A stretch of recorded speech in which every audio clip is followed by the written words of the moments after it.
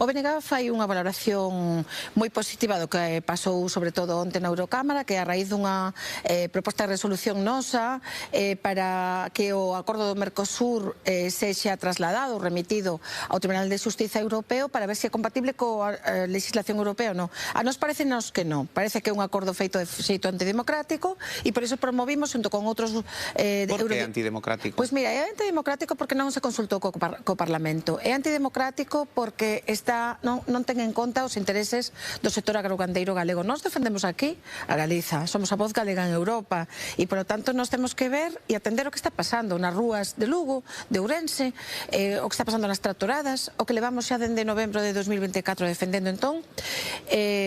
E, por certo, nós non somos minoritarios, que somos a segunda forza política de Galiza e a primeira da oposición, entón... Neste Parlamento dicía... Pero neste Parlamento un voto conta, non é tanto, porque fíxate, tamén houbo outra xente de outros partidos que votou a favor e ningún de Vox promoveu esta resolución para que se vexa se é compatible cos tratados ou non.